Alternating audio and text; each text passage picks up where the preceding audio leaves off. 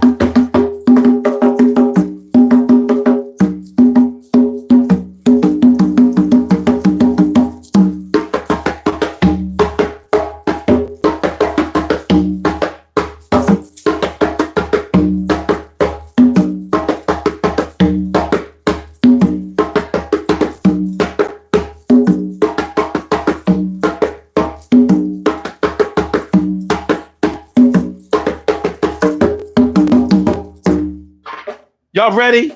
Because I'm ready. I'm ready. So what's good? All right. Let's go ahead and get ourselves together. Let's have this conversation. Let's have this conversation. What up? What up? The demons that you fight and the demons that you let win. What do y'all know? What do you know about fighting your demons? What do you know about letting your demons win? What do you know? I'll tell you what I know. I've been fighting my demons all my life. I've been fighting demons all my life. Most of the demons that I've been fighting are negative thinking. Negative thinking. You know,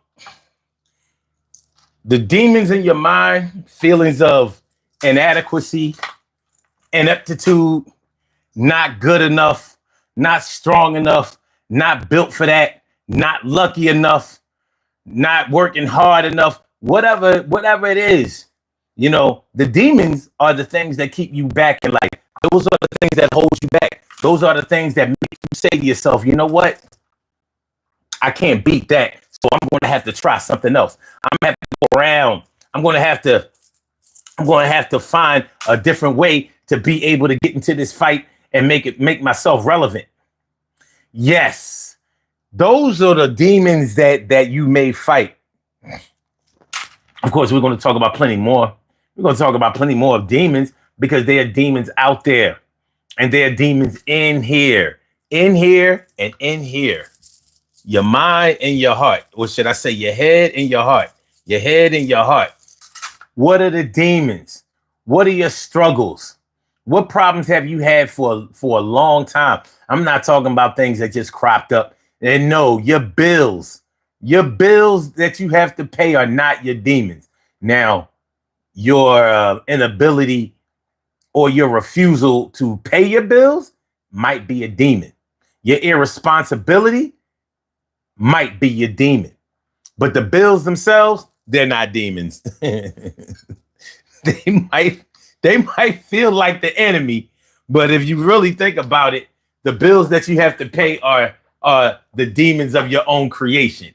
They didn't just, the government, retail stores, credit card companies, they didn't just say, you know what? You're keeping too much money in your pocket. I need to give you something to spend.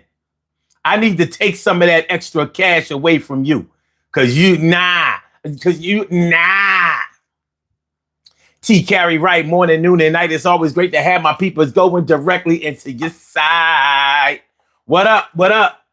And she said, she said, bills are the devil. Oh, oh. Well, like I said, it can seem like it. It can absolutely seem like bills are your demons. But you only have to pay the bills that you make.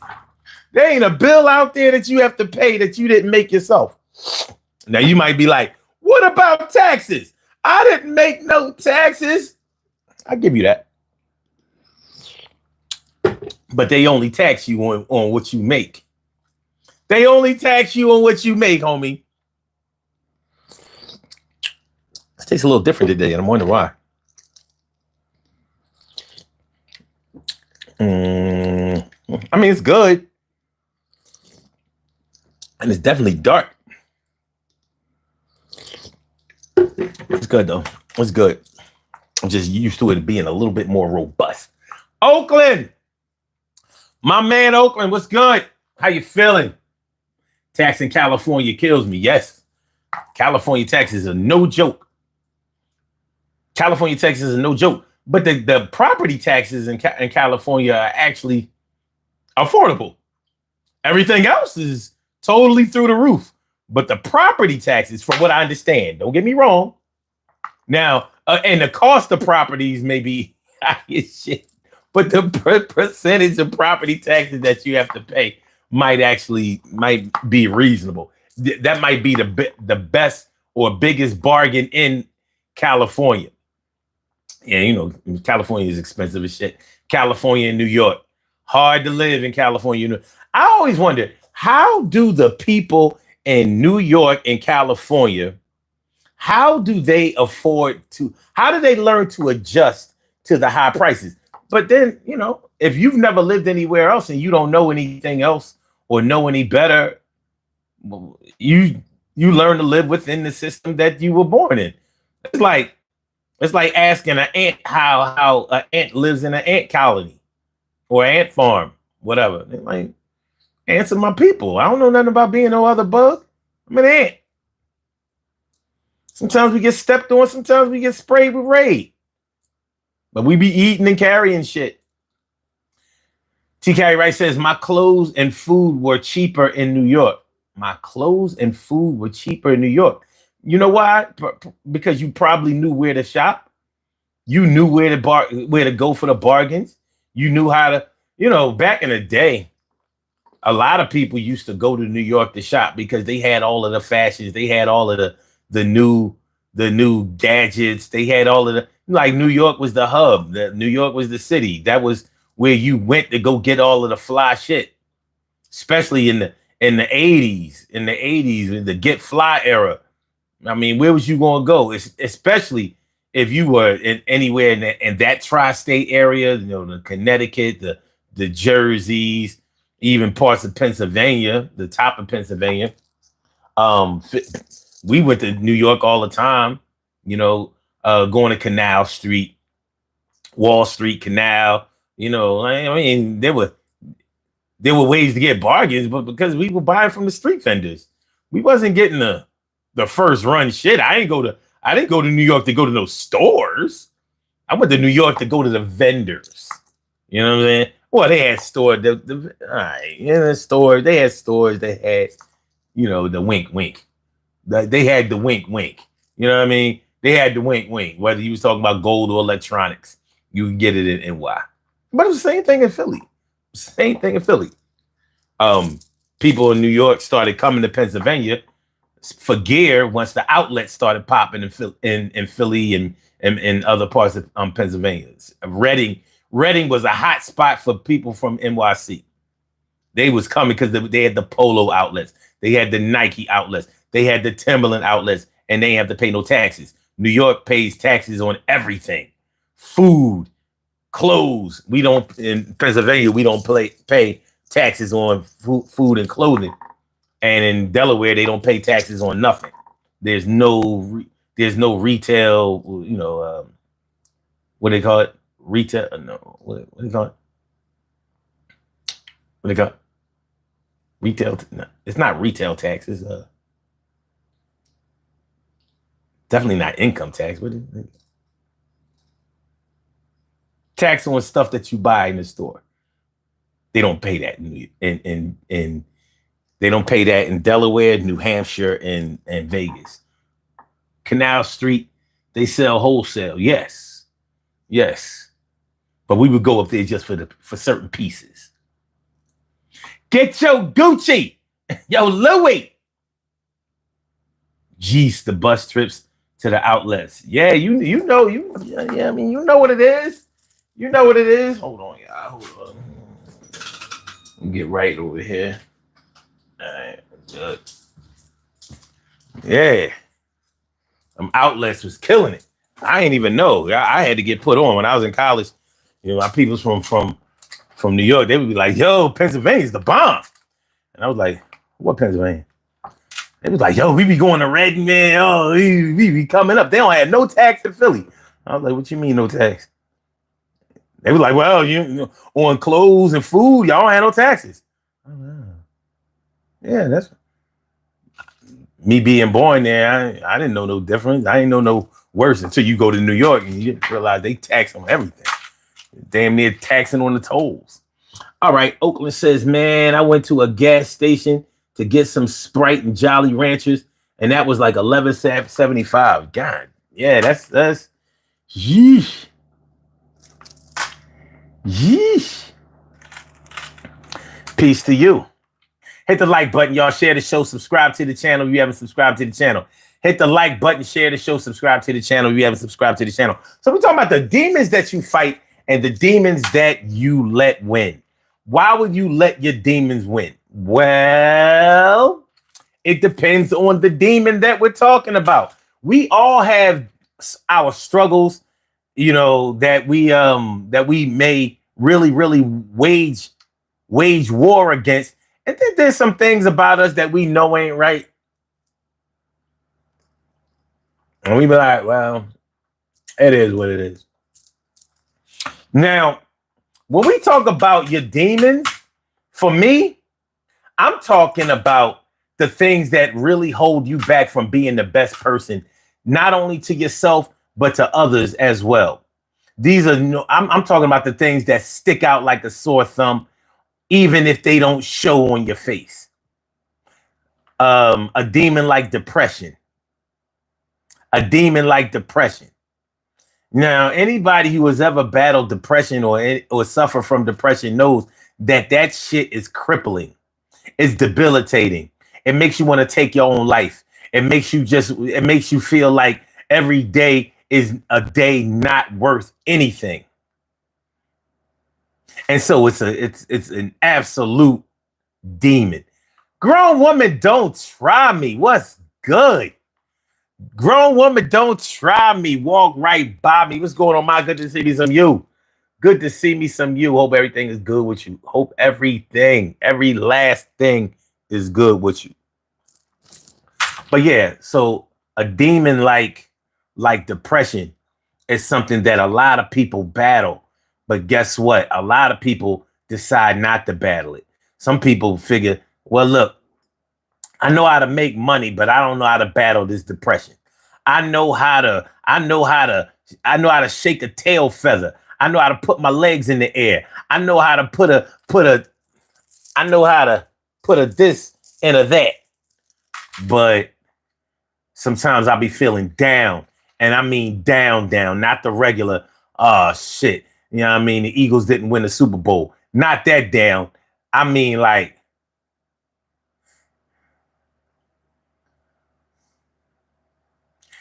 it ain't worth living for. Yesterday was bad as fuck. Today is worse than today, and tomorrow is going to be worse than today. I can feel it.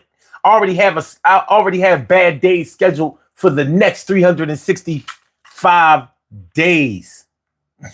So yeah, that might be a depression that a lot of people have given up on because they don't really think that they can win. They may have accepted it as being just a part of their life, a part of their makeup. Maybe they think it's something that they have under control, but it's something that creeps up on them like a cold, Like, I don't always have a cold, but the cold virus is always in us, right? So sometimes, I get a cold. They may seriously look at depression in that way. That ain't the way you should look at it. You should never let a demon like depression win. There's so many things that you can do to battle it, but when a person doesn't even know how to battle that, or doesn't know what weapons to use against when a person doesn't know what weapons to use in the battle against, or the war against depression, that can even lead to more feelings of depression because of the demoralizing nature of what depression symbolizes, or the crushing feeling of defeat that overcomes you. You may be asking yourself, why is everybody else happy and I can't find it? If you've ever known anybody that was clinically depressed, or if you've ever experienced that yourself, you know what I'm talking about.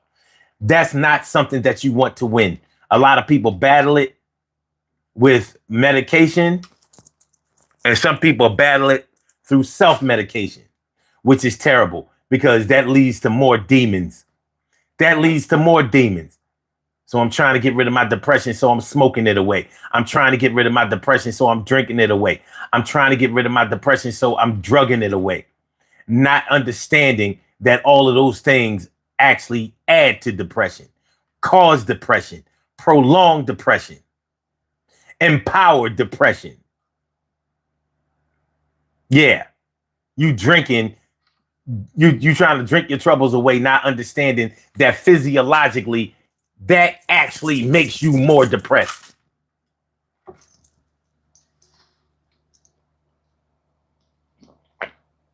It's like drinking your own blood, thinking that it's going to replace it. Imagine slitting your wrist and your blood is squirting out, so you just put it in your mouth. Well, why did you slit your wrist in the first place? Because I wanted to leave this world. So why are you drinking the blood? Because I thought about it after, like, I want to leave this world, but I don't really want to die. Crazy shit like that. The battles, or should I say, I'm sorry, the demons that you fight and the demons that you let win. What are we talking about? The demons that you fight and the demons that you let win. The demons that you fight, the ones that you let win. Come on, y'all. Come on. You know what I'm talking about. We were just talking about depression. There are plenty of demons out there. I can name some, but if I name some, are those your demons? Sometimes you have to acknowledge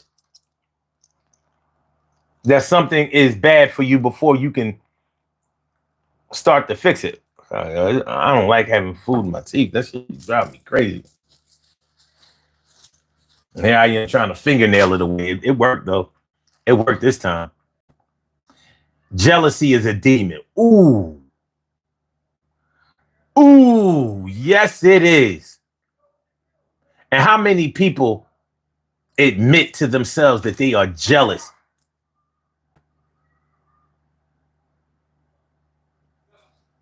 Sorry, y'all. I ain't used to hearing that level of noise outside. Hold on, y'all. Let me make sure I make that.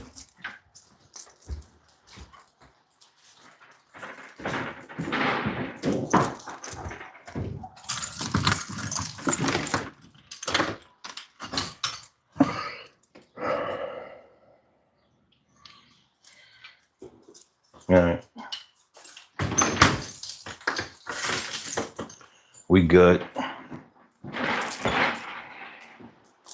We good, y'all. We good.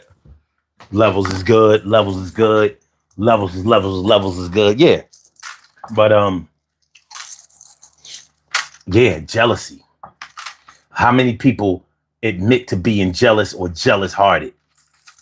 And there's a difference to me. I don't know about y'all, but to me, there's a difference between being jealous and jealous-hearted.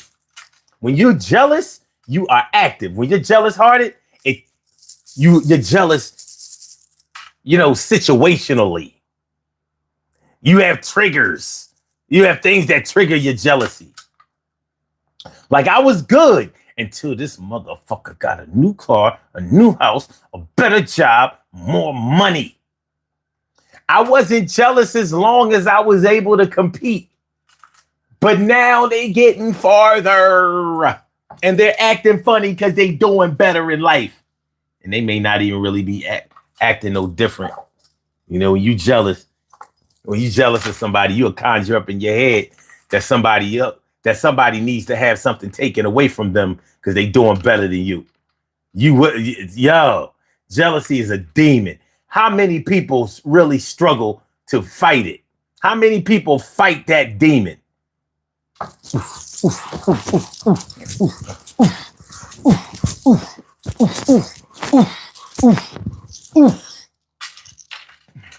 How many? A lot of people don't fight it. Let it win. PTSD can be a demon. I don't think that there's any way that it's not a demon. I would like to see a PTSD that doesn't qualify as being a demon. Even if you have PTSD because of your victimization, or you have PTSD because of a circumstance. You can have PTSD for an event that you don't even remember well. You know how many children have been abused, hurt, or seen some shit that they had no business seeing or hearing. Your mind doesn't have the capability to forget. But it's like it's like on your hard drive, and you can't always recall it. But it'll play out. It'll play out in some kind of way.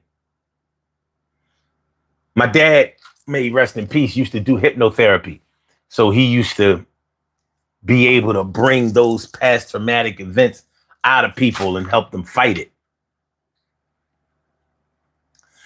Shout out to my man Belvin Jessup. He does hypnotherapy. He actually studied a little bit under my dad. Cheryl Halsey, what's good?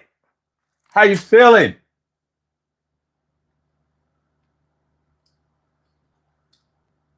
Let me see. Grown women don't try me. Says sometimes people don't understand that they're depressed. They just go on with their lives. You ain't never lied. Undiagnosed depression. Undiagnosed and untreated. You just there to make the lives of all of the people who care about you miserable. Why are they miserable? Because you're miserable. And you're raining on their parade, or they're worried about you. Deeply, deeply concerned about you because they think that you might hurt yourself.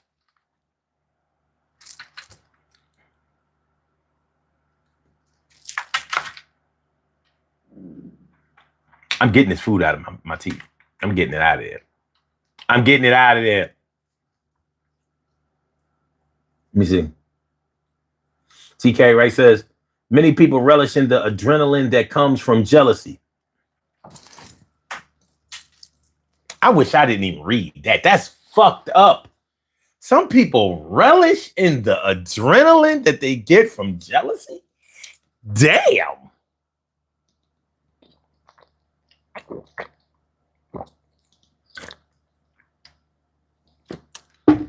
When I think about adrenaline, I think about competition. I think about, fight or flight syndrome. Fight or flight response, trying to make sure that you either defend yourself, fend off an enemy or an attacker, or get the fuck on up out of there to safety. Justin Bieber. It's like, Justin Bieber, what's good? How you feeling? Thanks for coming through. Oakland says, I only get jealous from my friends getting the expensive clothes or them just getting pretty girls. That's all? All right, cool. You good. Yeah, you want to work on that, son. You want to work on that shit. Jealousy, I don't know about y'all, but for me, I rank jealousy as the most destructive emotion that a person can have. I think jealousy is the most destructive because it doesn't build anything. Who have you ever heard building anything, making anything better because of their jealousy? Jealousy makes you destroy. It makes you tear down. It makes you demolish. It makes you steal. It makes you eliminate. That's what jealousy does. It doesn't make you, some people might try to kick it. Like, oh yeah, jealousy made me work harder because ain't nobody gonna be better than me. You can say that shit. You're lying. And that's another demon. That lying ass nature of yours. You got another demon. Stop lying. Stop lying, nigga.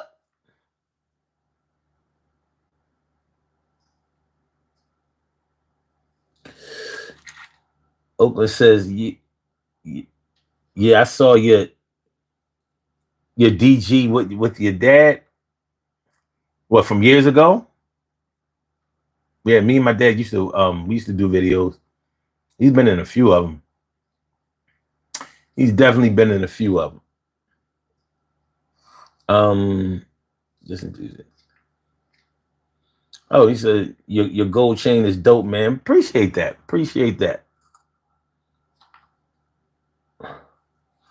TK Wright says, yep, that's what makes jealousy a demon. That shit is demonic as hell.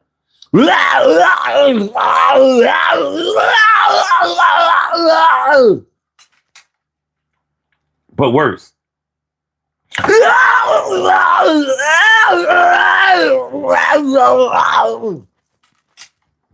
That shit'll make you slash somebody's tires, key their car,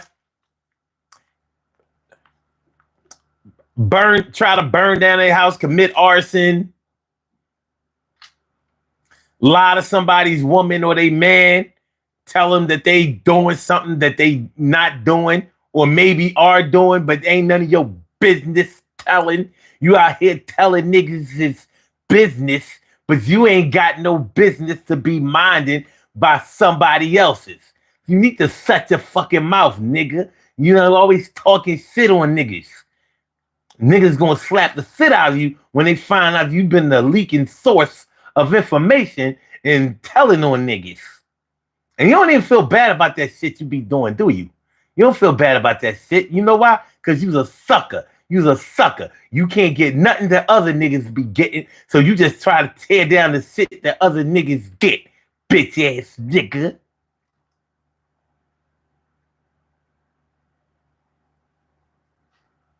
Oh, bitch ass nigga.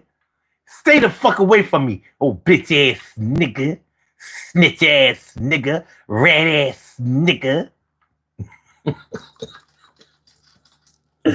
Ah, man. Grower says, Oakland, I don't get jealous of what others have. I just do for me. I feel that. TK Wright says, as long as you aren't slashing tires, Oakland. Grown woman said it's a bad thing to have for sure. I believe what's for me is for me, and I have my own goals, and I want to reach out, and I want to reach not what others have. Okay, Gavin, my dude, what up? What up, my people? Thanks for coming through, man. Appreciate y'all. Make sure y'all hit that like button, though. Make sure y'all hit that like button. I don't know if y'all was just in the background chilling until y'all felt like talking. But if y'all just got here, hit that like button. Make sure you tap that thing. Make sure y'all tap it, rub it. Treat that shit like a fat ass. Rub that shit, palm it. Palm the like button like, yo, shorty, yeah, that shit, yo, you giving up some ass tonight. After I push this like button, you get us some ass like, yo, yeah, you know you with it.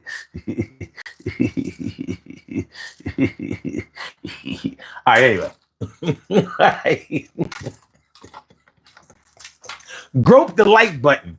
Molest the like button. You know what I mean? Rub up on the like button. Yeah, you like? Yeah. All right. The demons that you fight and the demons that you let win. Okay. Let me see. We up to 12 votes. We up to 12 votes on the poll. God damn. All right, tell you what, I'm not gonna read the results of the poll. Y'all can see it, but I'll address the results of the poll when we get up to at least like 15. We get up to like 15, then I'll address the results of the poll. That shit lopsided as hell right now. That shit lopsided as hell. It's lopsided as hell. Oakland says Mike broke. You made me look, man. You made me look, man. Too. Shirley, the world's most precious and greatest pearl in the world. Shirley, the world's most precious and greatest pearl in the world. What's going on? How you feel? Oh, you doing good. Real good. You know what I'm saying? Real good. Yeah, I said. Yo, Oakland was fucking. You know, Oakland like to fuck around. He like, yeah. So the other day, I don't know if you were listening. The other night, he said somebody stole the shirt that you sent me. You gotta watch out for.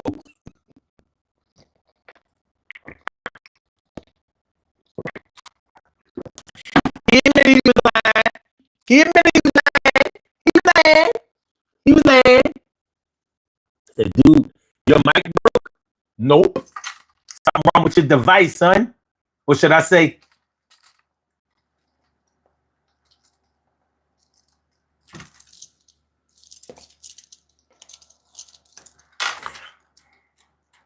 You know what I mean? You know what I'm saying? Trust me. If my mic was broke, I'd be getting all kinds of inboxes and phone calls like, yo, fix that shit. Stop beating on them drums, nigga. Fix the microphone.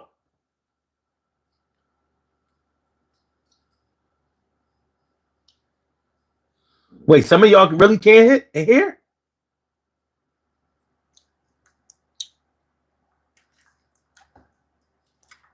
Some of y'all really can't hear, or y'all playing around? Ain't nothing wrong with the microphone. Hold on. We gotta cook a caller. Gotta cook a caller. Were you calling in to say you couldn't hear? I was calling to tell you there is something wrong with your mic. Is it really?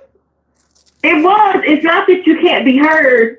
It was like you were sounding robotic, and then it was real staticky. It was like maybe an alteration with the computer. I don't know, but it was. Now it's working and it's clear once I called in. But prior to that, it was staticky and crinkly and robotic. Like, yes.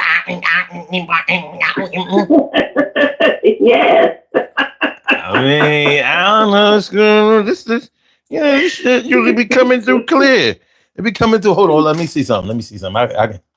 I can see what's going on right now. I can see what's going on right now. Man, that shit clear than a motherfucker. That shit so clear. That shit. Yeah, that shit is clearer than the complexion with a water drinker.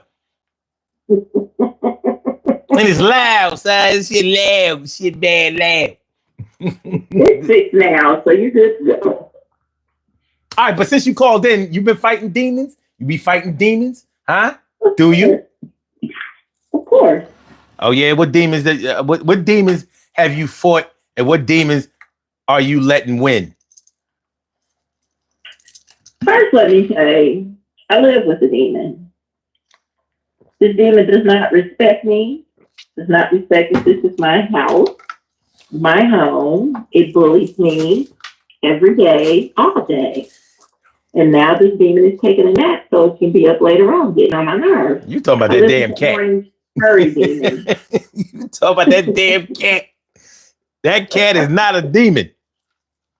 It might be demonic, but I don't know if it's a demon. You know what I'm saying? I don't know. Wake up at 3 o'clock in the morning. I used to see these eyeballs staring at you, glowing in the dark. Look, I know how it be. You know I know. Especially the orange one. So,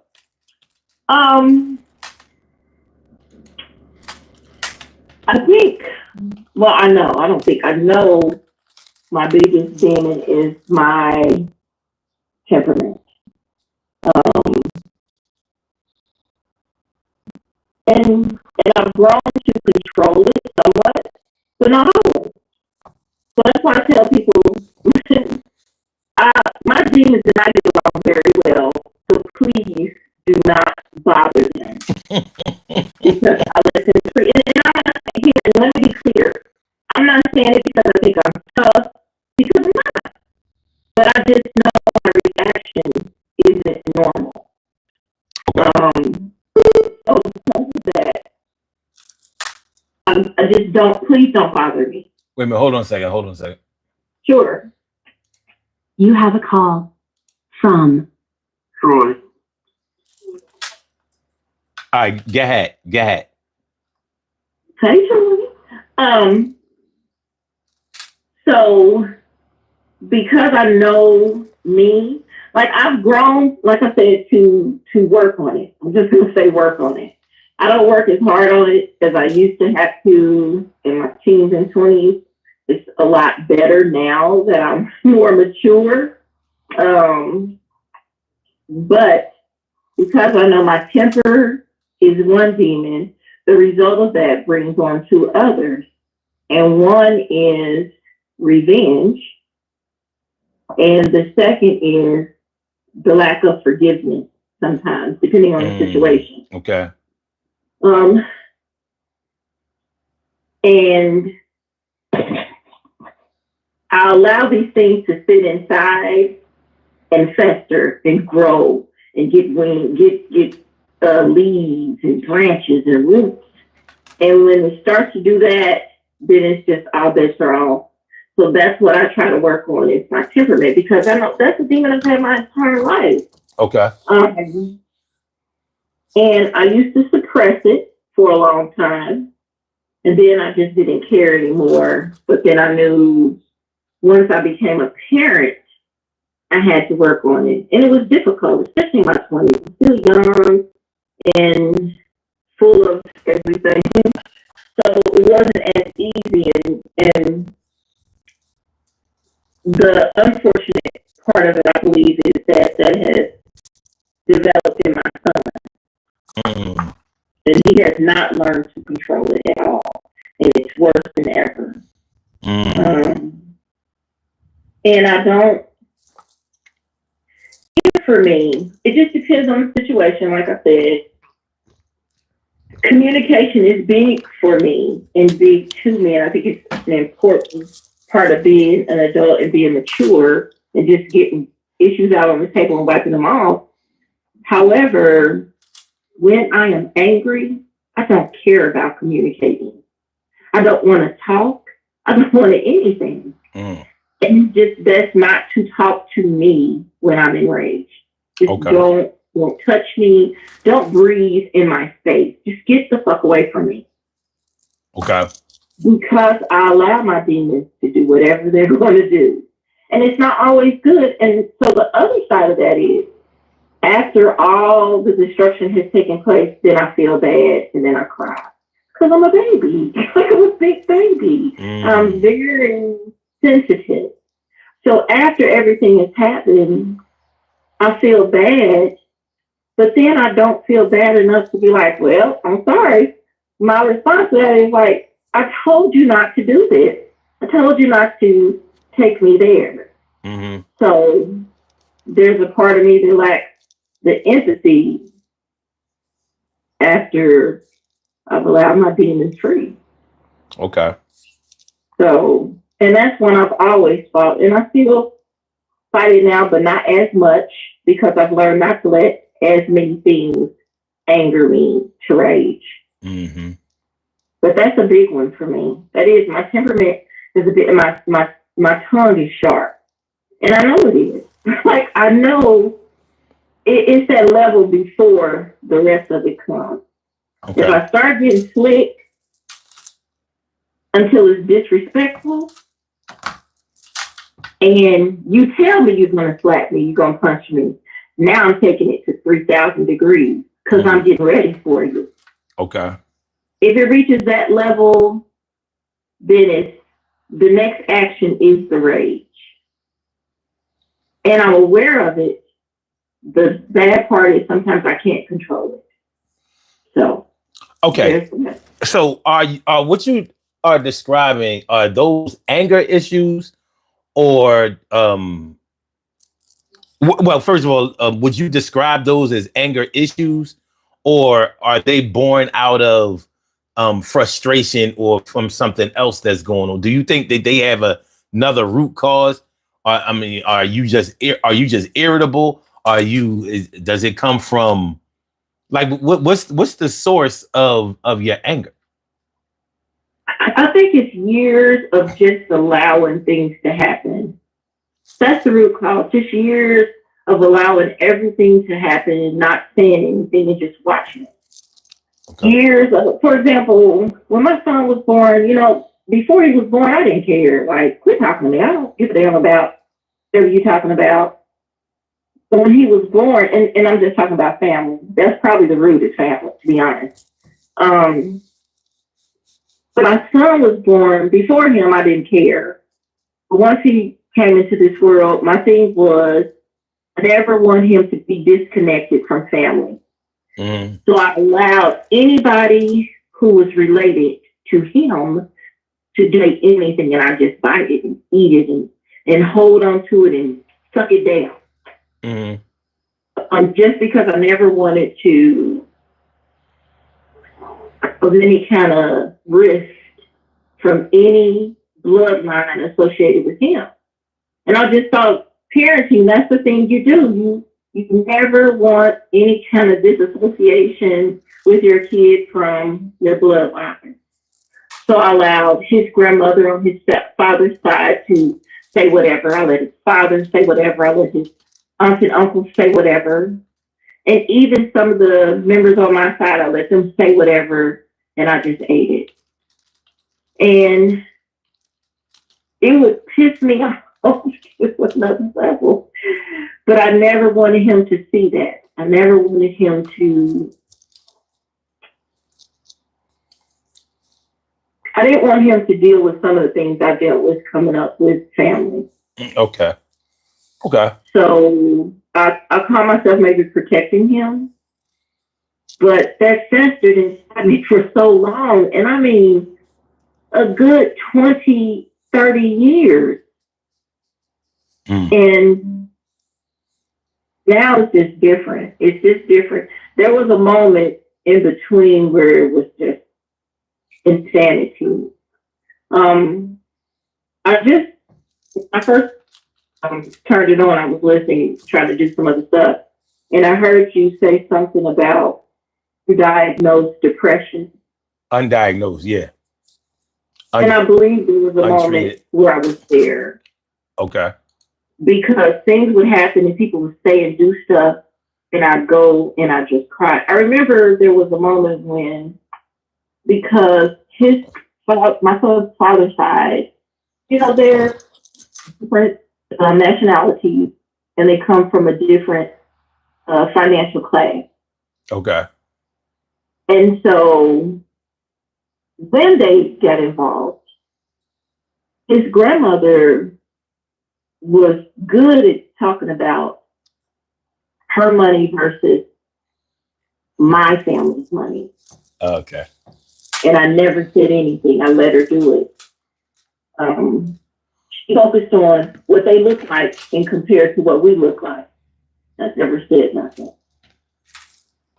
Okay. I remember my son coming home from being with her one day, and he said, my grandmother said, you're not a good mommy because you won't do what she told you to do to make more money to take care of me. I'm like, why is my 5-year-old saying this shit to me? Okay, call this bitch and cuss her out. I was like, no, don't do that. Then I told my mother, and my mother said, let me handle it. And I was like, no, don't you do it. Because we've already had to deal with you handling things. And I love you. And so I just absorbed it and allowed those words to sit with me for a very, very long time.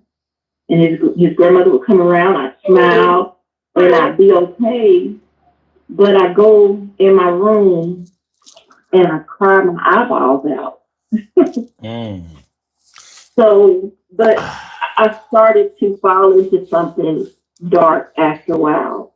And it never was treated. It was never diagnosed. It was never nothing. But the bad side is I took it out on other people. So, Okay. So because of the root causes or the source of where maybe some of your anger or frustration or disappointment was coming from, would you I mean, I'm not going to say that it doesn't qualify as being a demon, but do you look at it from that standpoint? Because okay, and the reason I'm asking you that is that because I have to commend you for for taking it on or for owning that demon or that struggle, where a lot of people who knew the source of where it was coming from would have blamed it all on other people. You know, you said where what happened and where it may have come from or added to it, but I didn't hear you blame them. You know, a lot of you, and you know what I'm talking about, because a lot of people never own anything that they're doing. And you know how they say hurt people hurt people. You know, it mm-hmm. doesn't sound like you're absolving yourself of that concept, but at the same time, it looks like you've taken ownership of it. But what do you think? You know, well, I think we have to have some responsibility in it because at the end of the day, I'm still grown. Does these things still hurt? Of course, it still hurt. Like, mm.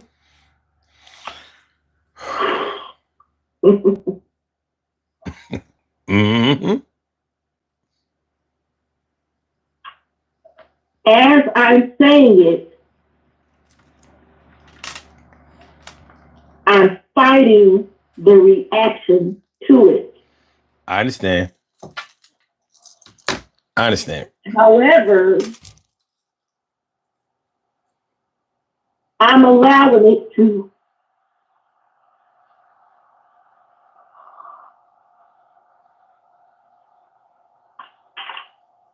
Take your time. Take your time.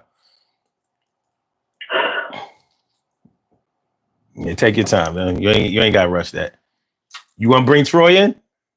Yep. All right, Triz. Yo, what's going on, man? Another day, another 15 cents. They didn't tax the dollar. Is that You know, so? Another so get taxed $1. Word. one thing about it, cause I can relate to it. I'm sorry that you feel like that but the most important thing about it is that by you talking about what you're going through and putting it out there on the live stream also allows with healing because other people feel what you're going through and might be going through what you're going through. Today with this topic, because when I seen the topic, I was like, do I really want to call in? Because this right here is like a testimony. This is like testimonial Sunday. It's like me going to church because, Well, I some was gonna things call I you. go through. Huh? I was gonna call you. You wasn't getting I out of know this you shit. were. It's I know like you were. I was like, But wait, he might have went to church. So I've got to wait. God must have sent you a thought to put out on this live stream today because he must know that I'm going through something that I need to talk. Because this right here, I fight demons daily. And I don't want to be, I hope I don't get on this live stream and let a tear drop. But like I always say, if a man don't cry, he's not a man. Okay, now hold on. Before you go, can you please describe or define what a demon means to you? Okay, a demon to me is, I describe it as the devil. I describe it as when he sees you doing things godly, and he sees that in the right state of mind, he'll allow. I mean, your mind will go to a negative place afterwards when you're thinking positive, and that demon will just tell you to do something or to react to something or to do something to hurt you. You know, I'm a person that rather than hurt somebody, I would hurt myself. I would never put my hand on a woman. So by me, that's why years, it took me years and years to prevent myself from punching things. You know, I will punch walls, I will punch light poles, I will punch anything that would bring me back to the point where I was at. Like I can calm myself down. And that demon has spread it over but I was working at the Hyatt Hotel that's now in the Hilton at Penn's Landing, and when I was working there, I hurt myself and I wound up having to get surgery on my first surgery and being out on work compensation on my left ankle. And that depression took me to a place that I wanted to commit suicide. I wanted to off myself. And you know what saved my life, son, was comedy. Comedy saved my life. My first time, the reason why I started doing comedy was I wanted to off myself. And that demon still sticks with me. And I hate that demon. And my stress level, my depression levels, I have the depression demon, I have the suicidal demon, I have the demon of alcohol. I don't drink every day, but every other day I could.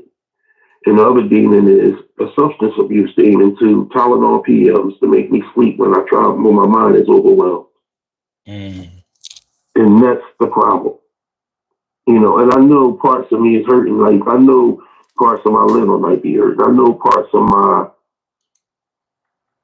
kidney might be hurting. But when that demon kicks in and you overwhelmed and your thoughts is in your thoughts and you're in your own space. Because when you're in your own apartment and you're in your own space, you have nothing but the ceiling fan, the TV, and what you hear outside.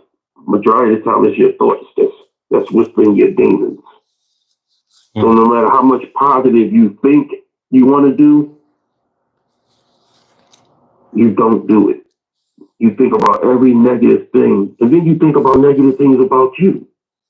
Like what changes could you have done, or what things that you have done to make things better for you?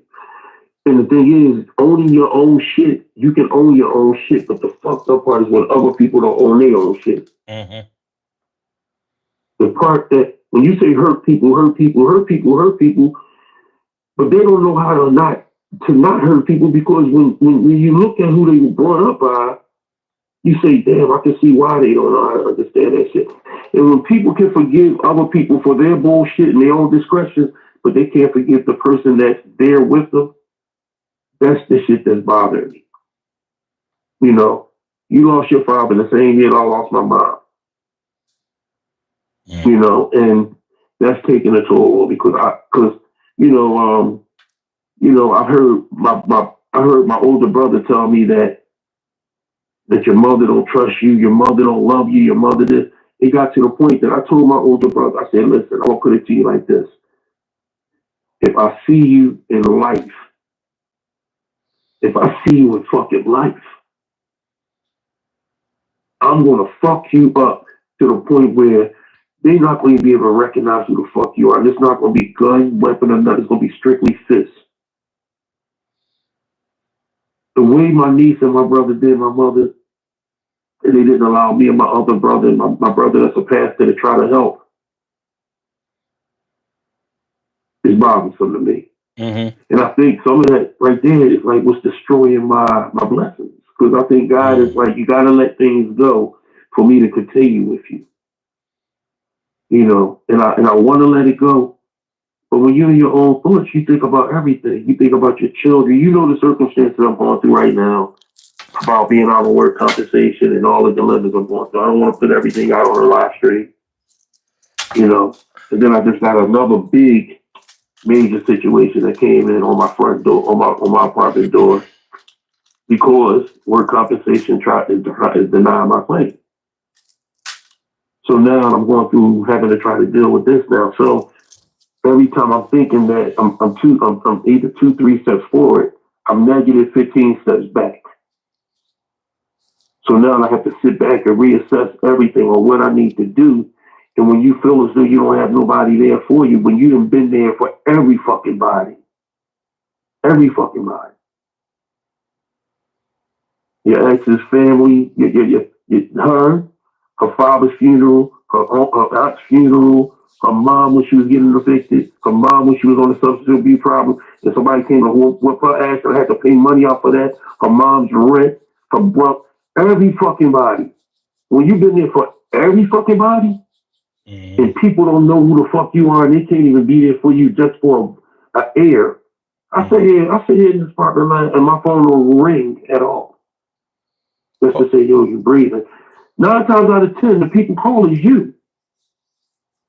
You call to check on me. My brother, he's a pastor. I had to say to my brother a couple weeks ago, I said, it's amazing because you're a pastor. So what you mean to tell me is that if I was in your congregation and I was part of the 67, you'll come and visit me. You'll come and give me a donation.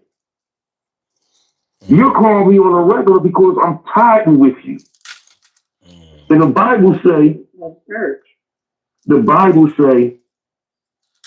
are you your brother's keeper? Now, I'm not quoting that. I say that to you. Are you your brother's keeper? Nino Brown, he's the one who made that up. But anyway, no. But go ahead. He made it up, but it's in the Bible, son. No, I'm messing with you, man. Go ahead. I know you is. But you know, it takes me out because I have to tell you that when this is the same brother that when we was growing up and I'm the youngest, that I felt the way that I felt is that he had so much going for him that I would never let nobody put their hands on him. I fought for him and I would damn near die for him. I would protect him. My older brother, my mom would call me millions of times to protect him, and I'm the youngest. I don't walk around with no gun. I'm not no gunslinger. I'm a brawler. And people respect me and love me because of the person I am. I don't owe nobody nothing. I never went around and threatened people. If something happened to me, they're gonna be like, damn, who sure you don't fuck with nobody. I protect people that I don't even know. I've sat on a bus and seen people go through something. I'm like, yo, don't even do that, man. But the thing about it, them demons, I say to myself, man, I wish I had that I don't give a fuck demon. That's not a demon. That's not a, that's I wish I I honestly do. I wish I had the Here's the thing. Part of me wish I had a cold heart. Here's the thing. Because there's so much coldness towards me as if they don't see that. Here's the thing. Here's what I think Kim might be trying to explain. The people a lot of people who say that they don't give a fuck, they saying that because of a situation that they're in. And a lot of times they say that because they don't know how to handle a situation. So, you know what I mean? It sounds good. I don't give a fuck. In other words, I don't know how to fix it. So I act like I don't care about it. Or they're mean or negative or selfish. And so they kick they kick the whole I don't give a fuck thing. Most people do that to people who don't know them well. For people who know each other, who know you well, they know what you care about, what you don't care about. They know when it's going to come or when you want to use that shield. And when you're being actually genuine. But yeah, I want to ask you, what demons have you allowed? Because what I'm getting out of what you're talking about is, a little bit of self-mutilation and maybe being your own worst critic, or basically self-masochism. Self-masochism. You know what I mean? Like, you ain't waiting for nobody else to whoop your ass. You doing it yourself. You getting the party started. And and sometimes that can lead to other people joining in. Like, well, he was already whooping his ass. I just helped. You know, because he right-handed. They said it was staticky again. They said you're breaking up again. All right, hold on. This is what I'm going to do. This is what I'm going to do. Because, you know what I mean? Since everybody want to, you know what I mean? They said turn your mic on and off. No, I'm a switch it because I got another joint. I'm going to switch it. Can you guys hear us okay? Or is it just a sign? Say that again? No, they can hear y'all. I was asking them if they can hear us okay, if it's just you.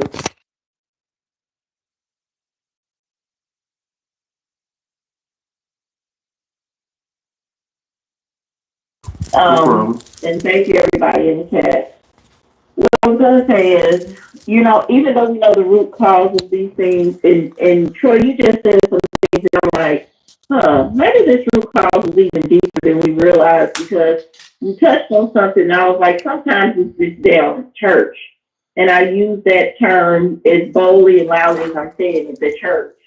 Some of the root causes of these things come from organized religion that has been pounded into the brain, specifically of Black people, since forever, since slavery anyway.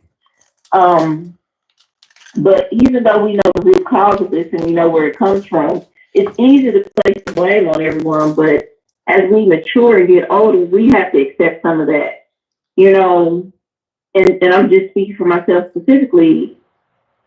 I know where it comes from, and I've dealt with it, but I haven't addressed it completely. I haven't taken the time to go to these people and say, listen, this is what you've done to me. This is what you did to me. This is how it made me feel. And this has caused this risk in my world forever. I have not addressed those people. So some of it is still my responsibility because I choose to allow that to sit inside. I've chosen to allow it to be there rather than addressing it. And I don't want to address it because I feel like once it gets started, if they don't respond the way I want them to, then that's when the other girl is going to wake up and it's not going to be nice. Mm-hmm. And that is going to be a different level of rage that I know I can't control because it's settled for so long. I know it will be out of hand. So because of that, I just choose not to address it. So the responsibility for that, that's on me. That's my responsibility that I'm not taking. So that's why I say that. Well, I don't think that is your responsibility. I think you're protecting yourself. Because what you just said is that, and it makes sense because I find myself protecting myself. Because one thing my mom taught me and tried to tell me for years and all, and it's still just beating me in my head, like son used to say, Chinese water torture. You know, with hits in it and say, she says, Troy, don't expect people to act and be like you are. And that's the most important thing that I fall short of. I expect people to be understanding. I expect people to care and love. I expect that if you see me falling, be there for me like I will see you falling and I will be there for you. That's my expectations of, and it's not just people, it's just the human side of who we are. You expect that. And when they don't do it, you get to that part where you said that the rage is going to kick in. It's going to be 10 times as worse because that person is not understanding your plight and understanding your feelings and understanding what you're going through. Right. So,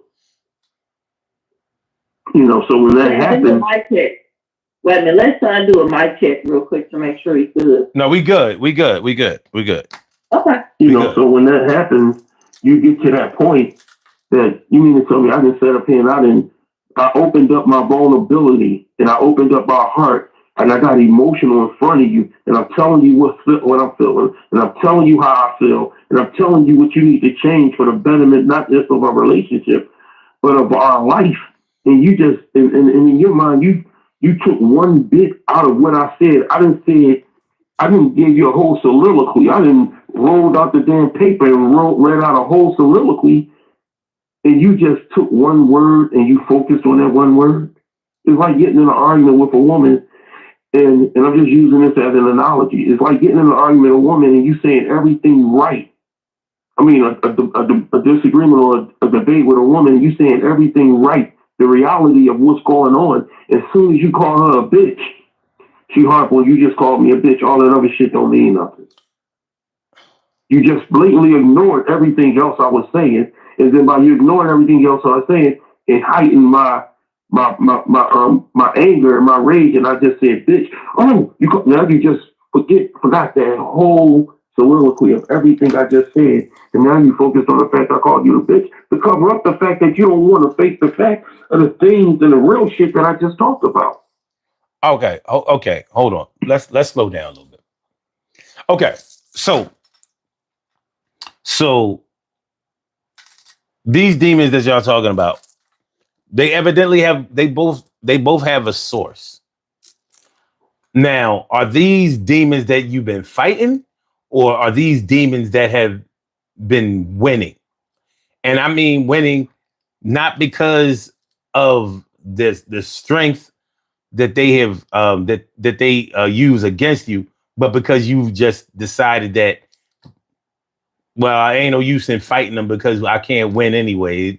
You know what I mean?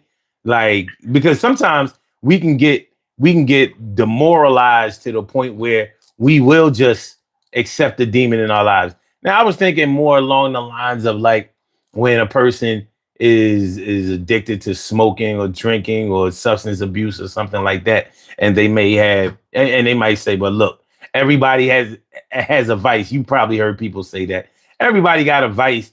You know what I mean? I ain't hurting nobody when I smoke. I ain't hurting nobody when I drink. I ain't hurting nobody when I go get high. I ain't hurting nobody when I blah. You know what I mean? When I if I go out tricking or whatever. Never really acknowledging how it does impact people who care about you, know about you, and love you. So so even though I don't think that either one of you have accepted what's going on with what has been happening with y'all, but I need to know from your point of view. Is this a fight that are y'all fighting, or or um, or are y'all letting this one win?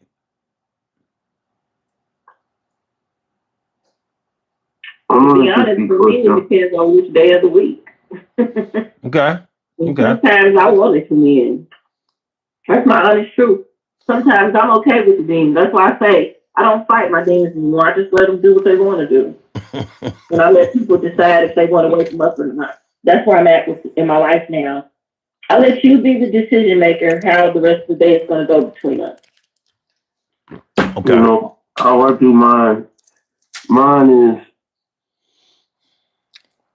like right now. I'm fighting my demons right now. I'm fighting my demons. That I always, for some reason, I always feel that there's an imaginary spirit. My imaginary spirit comes in front of me, and I can just sometimes feel my mom come in front of me and hug me and tell me everything gonna be all right. okay.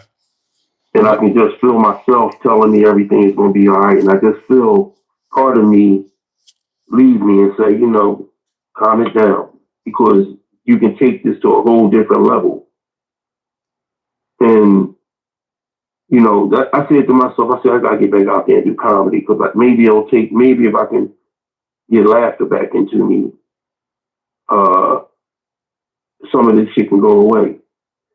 And you don't know how many nights and how many times that me coming on this live stream then prevented them demons from coming in. So I thank you for that. The live stream and laughing, giggling, busting it up with you, Tim, and everybody on the live stream have protected me. Okay, So, but at the end of the day, when we hang up, you still have yourself. And okay. I What? always say them demons. I mean, you hit that shit on the hit the fucking hammer with that nail, hit the nail with the hammer today with this topic, man, because that shit is like really fucking with me real bad. Like what right now, I'm fighting it, and I'm like, I'm ready to just I'm ready to just get my drink on, just go to fucking sleep, and hopefully another day will change it.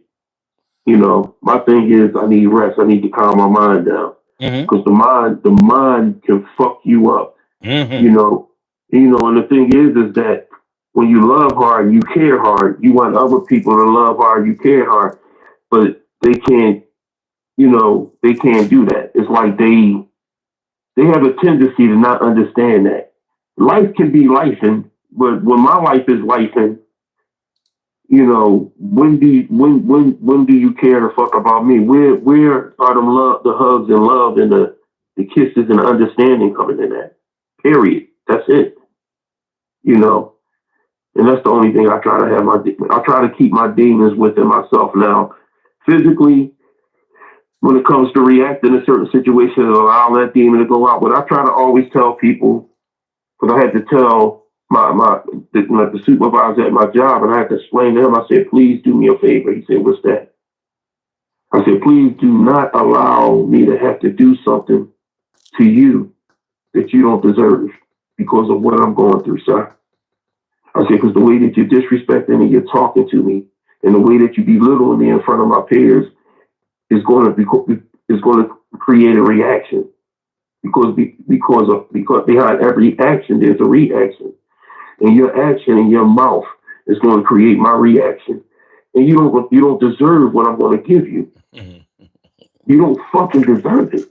All right, let me ask you this: what weapons do you have at your disposal to fight your demons? And by weapons, I mean, if you're dealing with something negative, the way you're going to have to fight that is with something positive. Now, weapons it could be prayer, it could be a friend, it could be, hopefully it's not something just as negative or something that will lead to negativity, like let's say if sex relaxes you or calms you down, but you indulge in reckless sexual behavior. You know what I mean? Like prostitution or multiple sex partners or something like that. But it could be your children. It could be a whole lot of things that may be weapons against the demons. Which weapons against your demons do you have at your disposal? And if you can't think of any that you have, not saying that you don't have any, but if you can't think of any that you have, then that may be something that needs to be worked on. Well, that's true. And the positive situations I have, me and you talk. Then I got another one of my brothers that I talk to. Not brothers as in blood, but brothers as in brothers that I grew up since we was like fucking infants. We just reconnected. Matter of fact, before I got the live stream, he called me and he was like, "Yo, you alright?" I was like, "Damn, God must have sent you sent my name to your heart because you called me at a time when I needed that conversation." So at the end of the day, it's like it's like my disposal is prayer. But sometimes I get so overwhelmed. I'm like, hell, prayer. We want God to work when we want it to work. When we want Him to work, so I realize that we have to be patient. Mm-hmm. And sometimes I get to the point where I'm not patient enough. I need it. When I say I need you now, I need you now because I can't deal with it. And I don't want. I'm not going to give nobody something that they don't deserve. There's no other weapon other than my person that I want to give you. I don't need no gun and I don't need no knife. I don't care if I'm 55 years old. I don't care if I'm 105 years old. Whatever that ass will be, you're going to get. And if I got to die from what I believe in, then that's what happens. But other than that, son, the demons is deep, and maybe I do need Wait a minute, therapy. wait, because I don't know if you have listened to yourself or if you've identified it, but from what I can see with you and Kim, one of the weapons that y'all have at your disposal is a very, very powerful weapon, and that's communication. Do you know how many people would not be able to verbalize what they're going through and really be able to express it to the point where they're able to bring it from their heart to somebody else's ears and hopefully to their heart. A lot of people will just try to handle it by themselves or convince themselves that nobody can or will help or wants to help or whatever. And they may not really know how to put into words, what how they're feeling and what they're going through. You know what I mean? So communication might be the most powerful weapon that you have. It might be a tank. It might be a stealth bomber, but it's not something to be taken for granted. It's a real thing. So you might want to take that into consideration because the more you put things out into the universe, and that's whether you do it here, whether you do it at home, whether you do it at school, at work, and whether you do it, to your neighbor around the way, whatever, wherever you do that, there is somebody and something out there that can and will help you. But if you never put it out there and they can't see you, they don't know that you need help.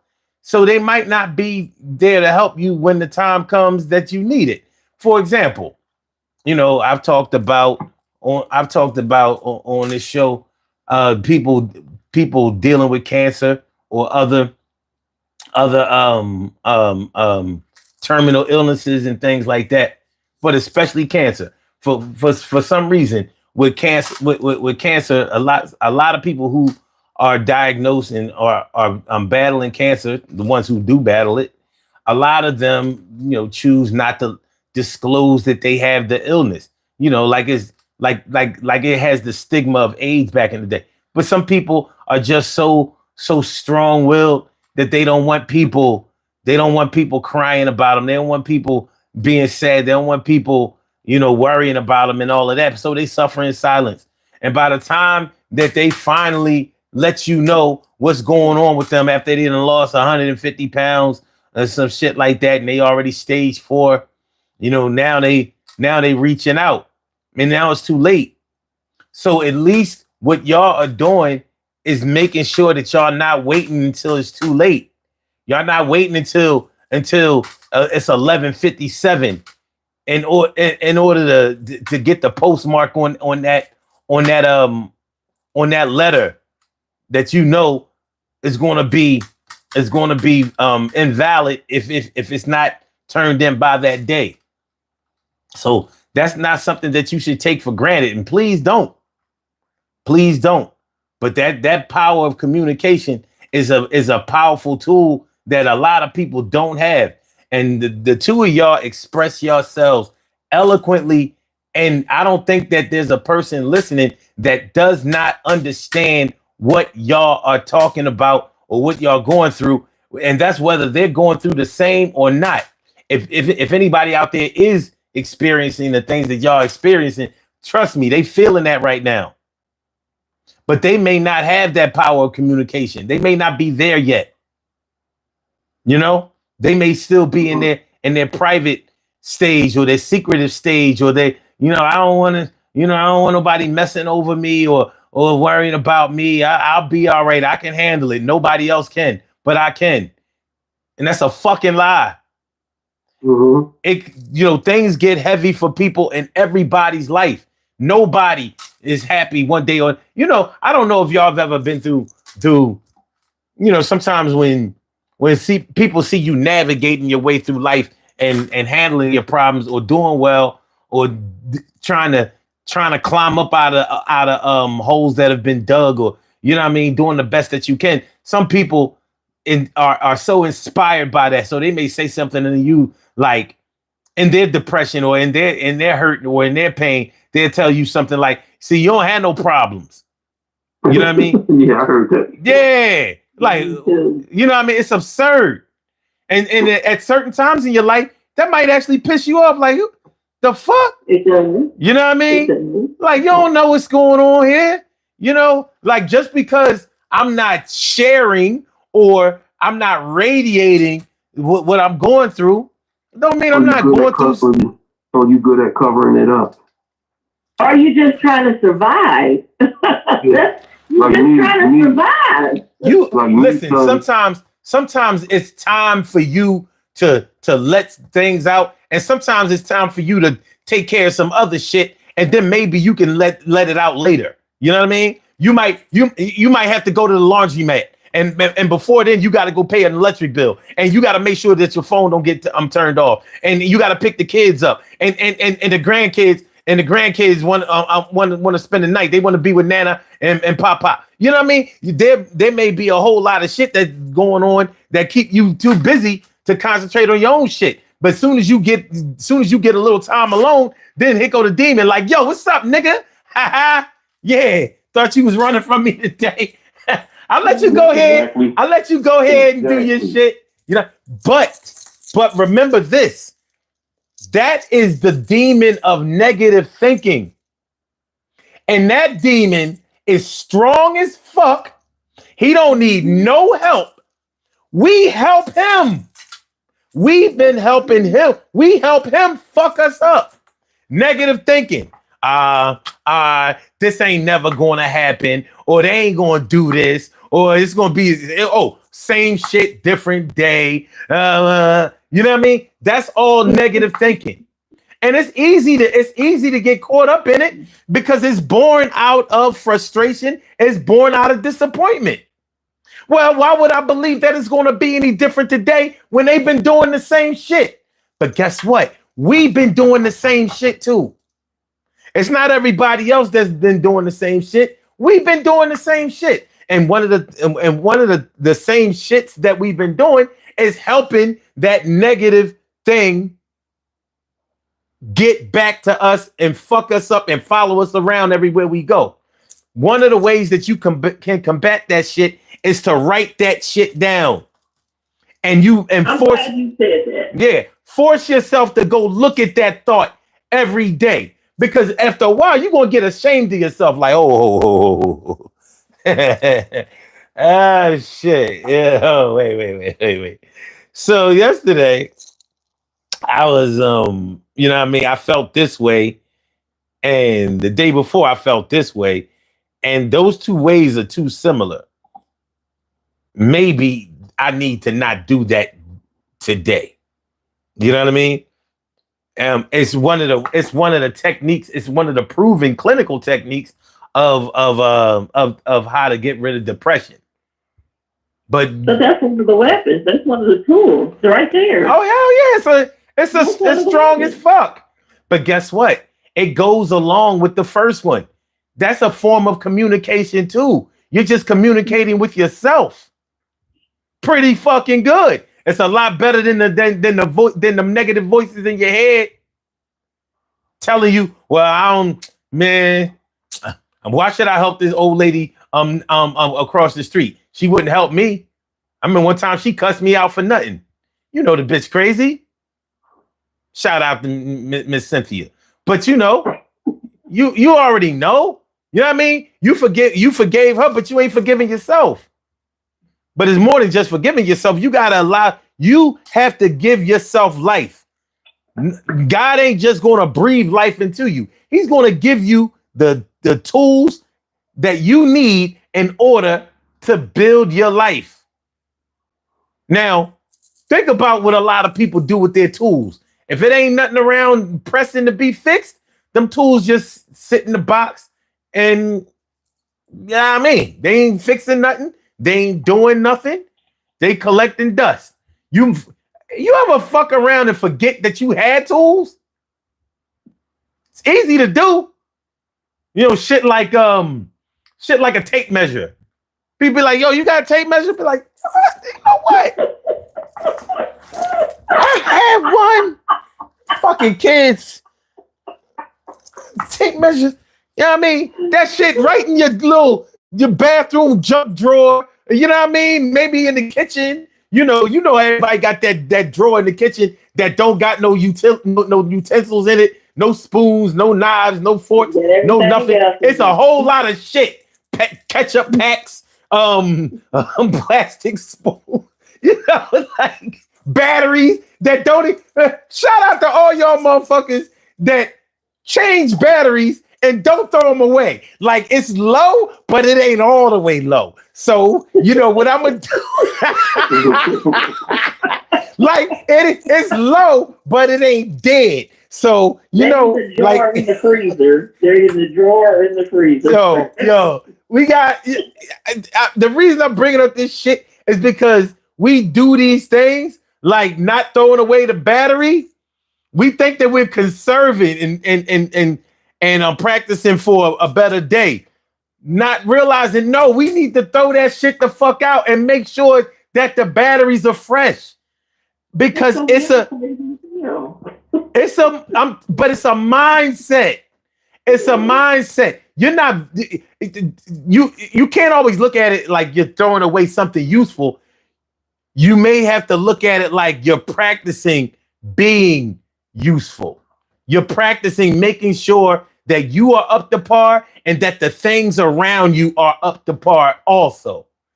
Instead of nursing these weak ass, you know what I mean, crippled ass, debilitate. No, shout out to anybody and everybody out there that's disabled in any way. But you're not gonna if you know, let's say because I've done this dumbass shit.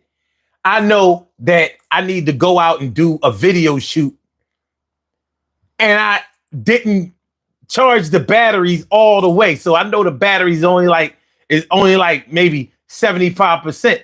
But the battery drains fast as fuck. Like, well, if it lasts me an hour, I'm good because I only need an hour. Guess what's not going to happen? I'm not going to get the footage.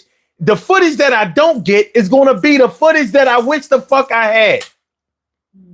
Why? Because I'm not practicing having my shit right. Instead of practicing being on 100, I'm practicing being on 55. I'm practicing instead of making sure I get the A, I'm good with the C. And the C ain't getting it. You can use the C for if you just want to go along to get along. The C is cool. But if you want to excel, if you want to build on something, if you want to make your mark, if you want to create opportunities or be available when the opportunities come, you need to be striving for 100. You need to be striving for that A. That's all. So those tools, writing things down, communicating, which are really the same thing, whether you're communicating with others or communicating with yourself, you start to get into a practice of doing better, making yourself better, talking to yourself better. We be waiting on an opportunity to make ourselves better. I used to, whenever because I've suffered with anxiety damn near my whole life. And I fucking hate to be afraid of anything. So when I learned breathing techniques, and anybody who is listening to me who suffers from anxiety knows that one thing that people who suffer from anxiety do is talk themselves out of thinking that what worked 100 times before has expired and it ain't gonna work today. Everybody who suffers from anxiety thinks that the jig is up. This is a new anxiety. I understood where it was coming from before. You know what I mean? It was because it was because my period came on. It was because I was going through puberty. It's because I fucked Keisha and I heard she was burning. Rob told me, but they said that she said that she cleaned it up. You knew but this new anxiety, you thinking everything I did to get past this before is over now. This new one is going to take me down. It's going to take me down. Kim, you're a Leo. You know exactly what the fuck I'm talking about. Yep. We talking about, yo, I'm the best in the fucking world, or it's like, man, I had a good run. It's over. That shit over. Yo, but I hope y'all be all right, man. You know what I mean? Yo, I just got a new phone. You want it? Because I ain't gonna need it. I was about to be speaking with guys, son. Yeah, you know what I mean? But on some real shit, I have to force myself breathing exercises. laying in the bed all by myself at night, like, all right, breathe in, count to 10, hold it. Breathe out, count to 10, hold it. Breathe in, count to 11, hold it. Breathe all the way out, count to 11, hold it. Do that shit until holding my breath for 30 seconds in and out, that ain't no easy shit. I'm about to be like a champion swim. But the thing is, that shit fucking works because you're concentrating on your breathing, which sends oxygen to your brain, which stops that negative shit. When you are going through some shit, why do you think we always think we having a heart attack or we can't breathe right? You going to go get the fucking inhaler. Concentrate on your breathing. You're all right. I mean, now you could be having, if you have asthma or something like that, you want to make sure that you take care of it. Or if you have like allergic reactions in the respiratory field because of allergies, that's a whole another thing. But the bottom line is those breathing techniques worked before and they're going to work again. But for some reason, you're convincing yourself that, it worked before because you were younger. It worked before because you were stronger. It worked before because you were ready. It worked before because you had God in your life stronger. It's going to work again, but you got to do it again. You got to do it again. So, and once you do those breathing techniques, it helps. It doesn't make everything that happened go away, but it equips you to be able to deal with it a little bit better. It grounds you. Lay your ass on your back flat, put your knees up, and breathe all the way in till your stomach gets so high you can't see your feet. And then breathe out so far that you feel you can finally see your ribs. Do that shit. Keep counting up. If you can't start at 10, start at 5. Go all the way up to 10. Or if you can start at 10, start at 10, try to get to 20. This shit is guaranteed to work. And it's not the only technique, but it's a good one. And I'm telling you, that shit will work with depression. That shit will work with anxiety, because anxiety is nothing but a form of depression. It will work with your fear of squirrels or bats or mice. It works with anger too. And it definitely works with anger. It definitely works with anger. Think about it, man. I mean, we get angry at people because they make us uncomfortable. I mean, a lot of times we get angry at people because they made us uncomfortable. They're not helping us to feel better, and we don't like it. And we don't feel like they have the right to do that. Sometimes it's a clear violation, and sometimes motherfuckers ain't really do shit. Shout out to y'all people yelling at y'all kids for nothing. They ain't really do shit. And no, I'm not forgiving y'all motherfuckers who whoop y'all kids' ass because y'all wanted to, because your man came over and y'all wanted to fuck and they got in the way. Wait until they went to bed. Wait until they go to bed, just like you had to do the other 10 times. You hoe. But anyway, it is what it is. But you do have tools at your disposal. You do have weapons that you can use. You got a whole arsenal. There's a few more I want to discuss. Go ahead. Go ahead. You go ahead. You do it. So one of my weapons, of course, is writing music, and it depends. Depending on what I'm listening to, you can tell where I'm at. Like I have no specific genre I like, but if I'm there, you're probably going to get some hardcore rap. And music could tell you if I'm calming down or not. More hardcore, the worse it's going to be. I start leaning into R&B, I'm calming down. My other is sometimes I have to pour into others when I'm in that space.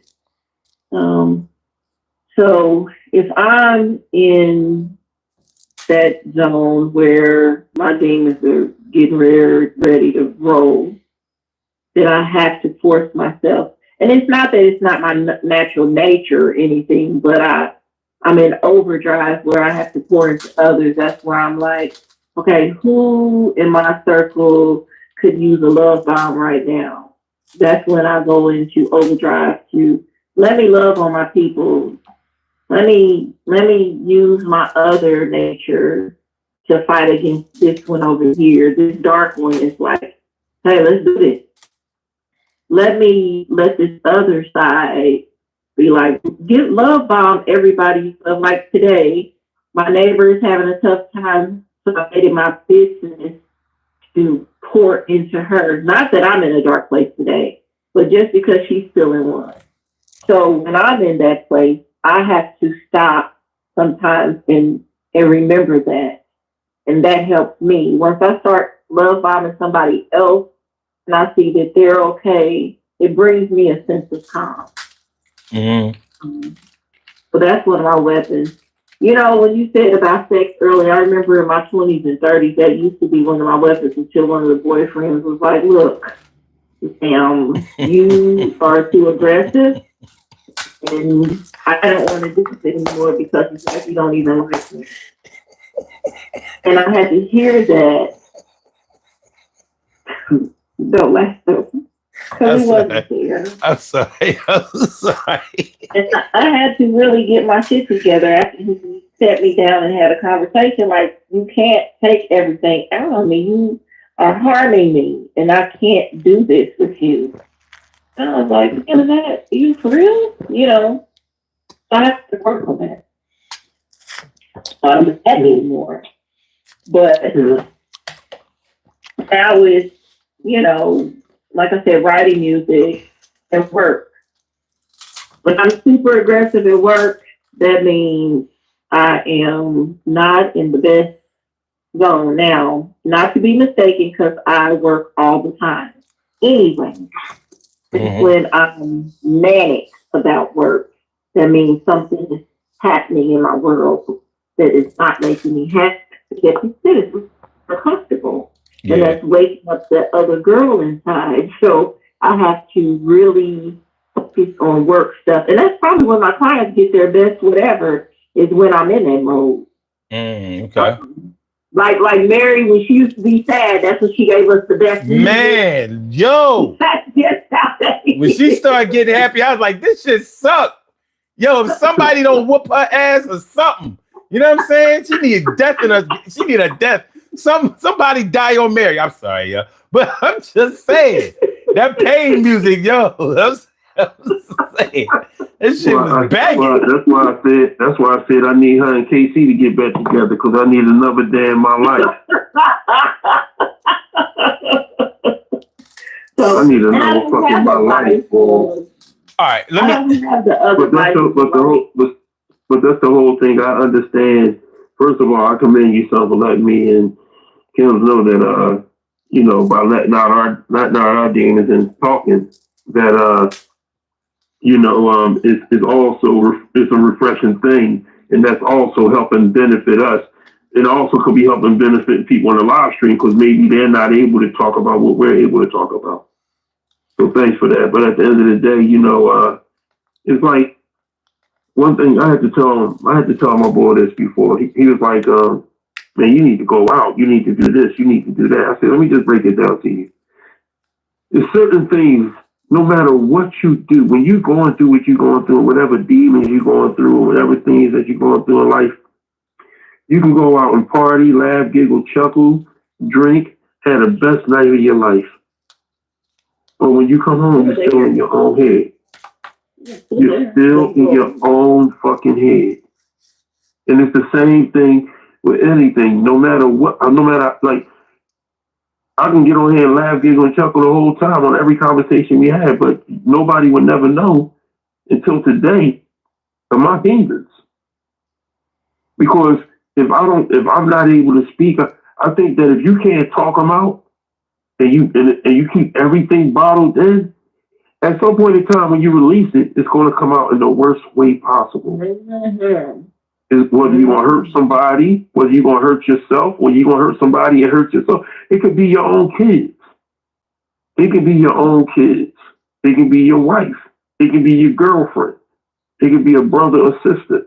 They could just say, boo, boo, I'm gonna fuck you up. And then all of a sudden you killing them. You see, so at the end of the day, I try to speak out. I try to speak out what I'm going through, or even try to pray. And when I pray, one time somebody said, pray. When I was going through something, somebody said, you need to pray. I said, fuck prayer right now. Because that's how deep it got.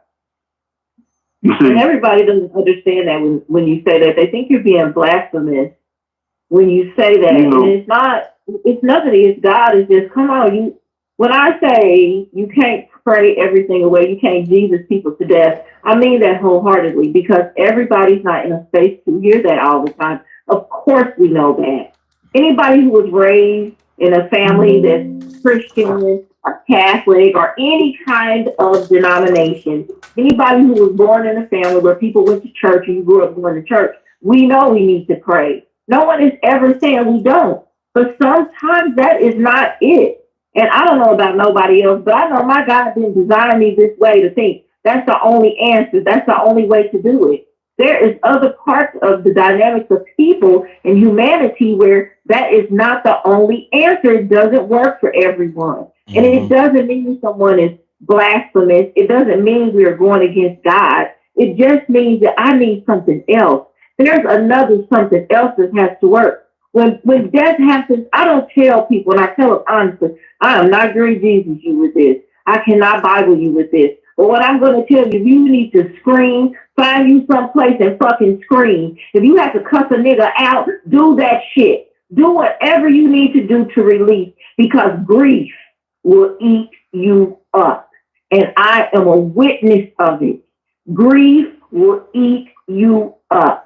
So the answer is not always just go pray. We know to pray. We do that. But sometimes there is something else you got to do. And whatever that something else you got to do that's safe, that's not harmful, then you do that shit. Because prayer ain't always the answer. And I don't know about nobody else, but me and my God have an understanding. We are in this together. Because don't nobody know you like God. My Creator knows me. My Creator knows that I can't always say, God, I need your help right now. I need your understanding. God already knows that. That already exists. God designed me to know that I got to do some other stuff. And sometimes I just need to scream. And that's why people build rage rooms and all this kind of stuff. And that's why there's popularity with them. Because sometimes there is something else you need to do. And that's not it. And unfortunately, because human people are born with addictive personalities and addiction, and it's just normal that some people turn to drugs and alcohol and sex and all kind of other stuff to relieve that. And some of it is because we can't communicate. And to piggyback off of what Troy said to you know, Omar, because that's how I'm talking to you in this moment. I saw something yesterday and I was like, oh, let me text and send this to him to let him know where I feel about him in this show and everything that's always existed. Something distracted me. I didn't get to do it because I get distracted easily because I'm busy. But I saw something yesterday and I can't quote it verbatim because I went to save it and forgot and gone. But it says something about there's a third place and we all need a third place.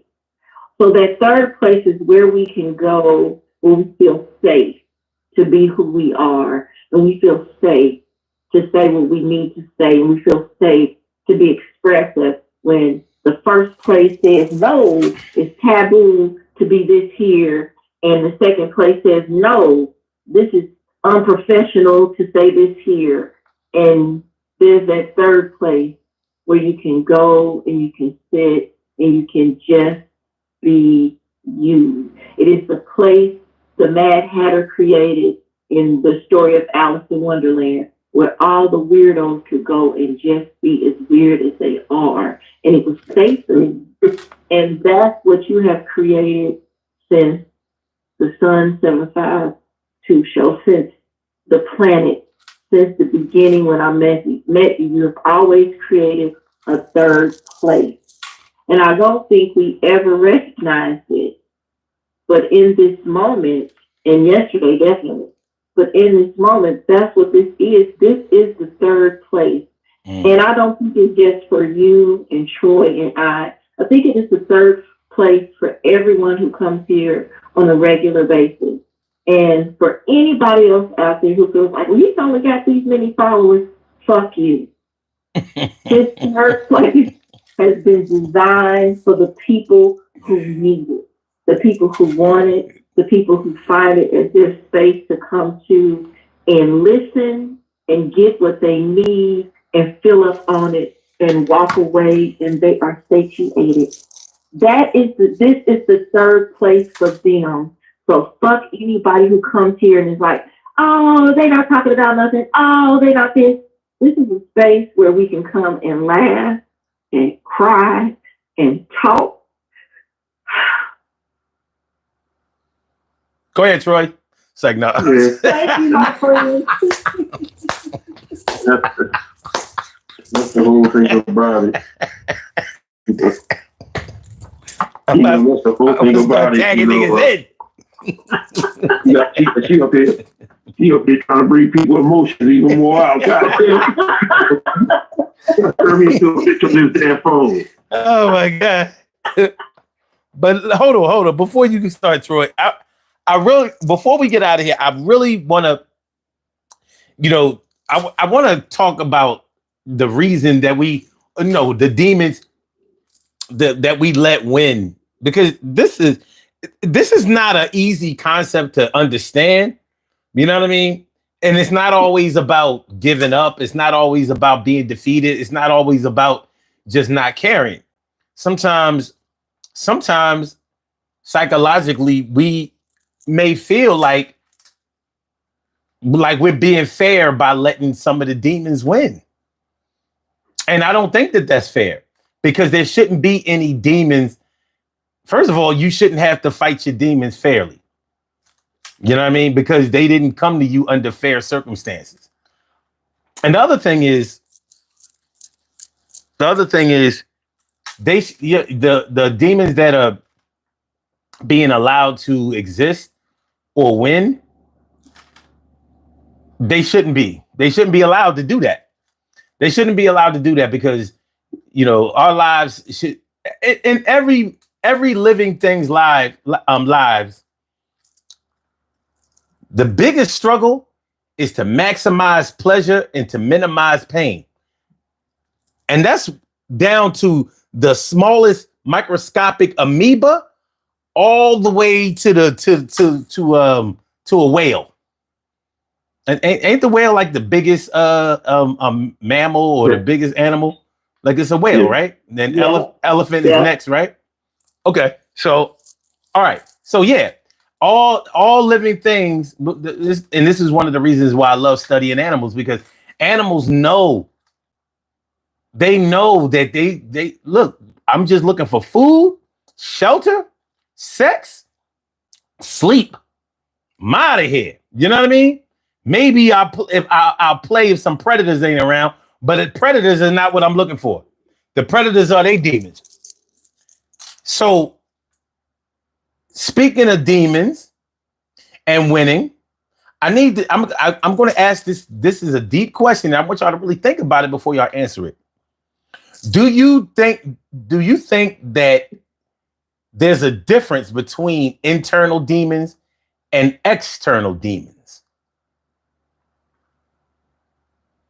Yes. No, matter of fact, no, it's not.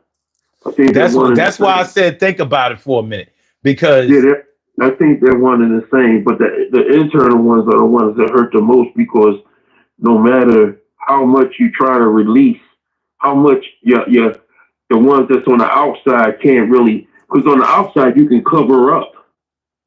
You could cover up by entertaining yourself, by going out, by being on a live stream and laughing and giggling and all that.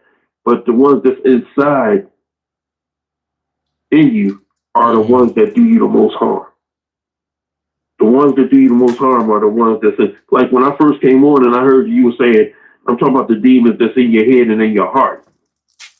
Mm-hmm. Those ones that affect you the most. Because there's a part of your brain that wants you to, that you got a part of your brain that's so consumed with so much of the positive thought and this, that, and other. But there's another part of your brain that's being infiltrated by that demon. And it's like having the angel and the devil on your shoulder. Mm. It is. Like I was looking on the thing and they was talking about music cosby. Now this one song is one. I listen to a lot of gospel music when I go through what I'm going through. Right. There's this one song that I listen to that I will listen to and it would just I will bawl. And it's a gospel group called Shekinah Glory. And the song is called Yes. Mm-hmm. And in that song, Yes, the lady says when she's speaking, sometimes you have to let go of things that hurt you so much, and say yes to God. Sometimes you gotta let go your surroundings and things that you hold dearly. To God. And a lot of people, and that's where I'm hurting at because I want to let go so much that by letting go means that I'm hurting. And that's the part I want to do. I want to, that's why I would love to have sometimes I wish I didn't have that forgiving heart that my mom gave me. Because I forgive so much that by me forgiving, people take advantage of that. And that's the fucked up part that hurts the most. People take advantage of that hurt. Yeah, but you know what? It's probably best that you have the forgiving heart. You just have to learn how to retool or restructure or recalibrate the way that you forgive. Forgiving doesn't necessarily mean giving another chance, or it doesn't necessarily mean putting yourself in harm's way or allowing yourself to be in harm's way. Forgiving doesn't necessarily mean listening to some shit that you know shouldn't be spoken or heard. It doesn't mean all of that. It means, look, I forgive you for that shit that you did before, but we're gonna do something about this upcoming shit. This current shit, we're gonna handle that. But the reason I ask about whether there's a difference between the internal demons and the external demons is because I believe that the internal demons allow for the external demons to be able to come. True. You know, it's like a breed. You know, it's like a fucked up immune system. Like, oh, check this out, germs. Guess who's about to have the flu? I mean, yo, we chilling. You about to be down for 2 weeks, motherfucker. It's gonna be bad too. You know what I'm saying? H1N1, whatever the fuck we got, COVID, whatever we got to do, we gonna be here. We gonna, you gonna wish you. Because when you have them demons, I need the demons that's so bad that brings on the depression so much that I just want to shut down, man. I just want to shut it down. Like I gotta shut it down. I just want to sleep.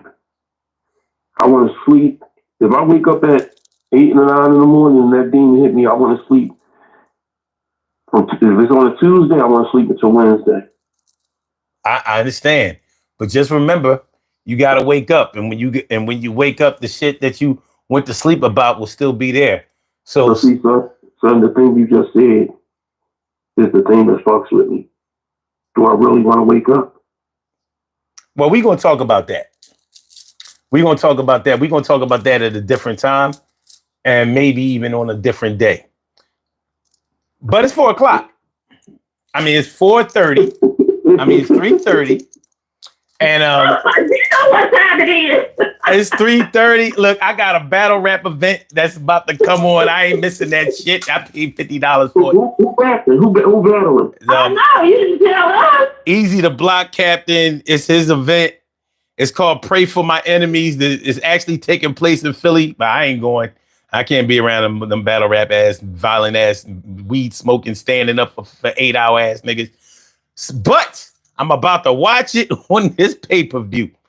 But anyway, if it doesn't have nothing to do with Charlie Clips, I'll look at it, bro. Well, Charlie Clips is not on this card. Okay. But this is a good card. This is a real good card. If I can figure out a way to send you the link and you can watch it for free, I mean, I'll bootleg it to you, my nick. Let me see if I can figure it out. Let me see if I can figure it out. See, if they don't have the security protocols, I could give you my I got you. I don't want to see it, but anyway, the only thing I want to just say is I just hope and pray that God can lay hands on all of us and help us through our demons and help us also bring brighter days to some of the bad days we have, and also put some positive thoughts in our head and guide us to that right direction. Yeah, and thank you for that prayer. And I also hope that y'all don't lay hands on nobody else, because y'all motherfuckers is angry. But let me let y'all go. Y'all have a wonderful day. I'll holler at both of y'all a little bit later. Y'all chill. I love you. Have a good one, everybody. Stay safe. All right, peace. All right, let's take a look at this poll. 25 votes. And the poll question of the day was, which of these demons take up the most of your time? All right. Negative thinking and depression. 80%. Damn. But at least with that type of majority, we know where it's coming from. So you would think, like, then why the fuck is it still here? You know what I mean? This is like, all right. So you mean to tell me that none of us voted for Trump, but he won? All right. Anyway. All right. Smoking, drinking, substance abuse. Only 16%. Yo, the struggle is real. One day at a time. All right. Violence, abuse. Well, I meant like violence, mental and physical abuse, and past trauma. Only 4%. Wow. Lying, cheating, using people. 0%. Nobody copped out to lie, cheating, and using nobody. Well. You know what? That 0 me more than that 80%. No bullshit. That 0 tells me more than the 80%. Shout out to Access to Rome. Shout out to Buttercup 25. Shout out to Ashley. Shout out to Dimples D's. Shout out to Stacy White. Did I miss anybody? Because, when y'all come in on late, Maritza Allberg. If I missed anybody, blame it. Oh, MKO. Or is that Miko?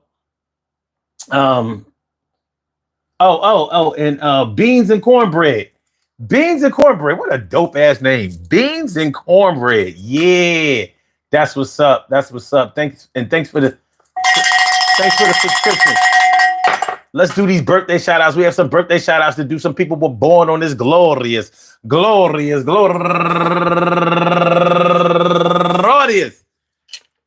May 4th, and they deserve to be acknowledged. So let's go about our business of acknowledging them and making them feel special, because they are special, because they are special, because they are SPECIAL. They get the RESPECT. They are SPECIAL. They get the RESPECT. They are SPECIAL. They get the RESPECT. They get number 1 out the box, Marsha Lahanty.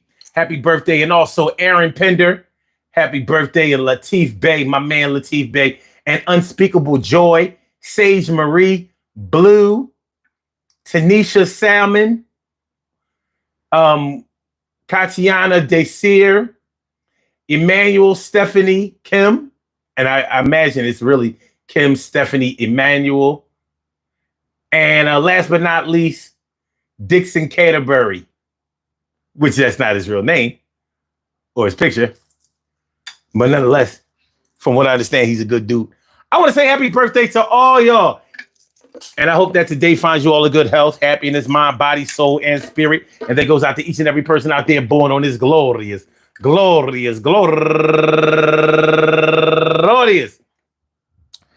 May 4th, anywhere out there in the world, worldwide, internationally, and universally. All of y'all go ahead and turn up. But don't turn up too loud. Just turn up loud enough so everybody can hear you. I rock out, rock on and do the damn, to rock out, rock on and do the damn, rock out, rock on and do the damn thing. You do your thing, y'all. Represent the queens and kings. You do your thing, y'all. Represent the queens and kings.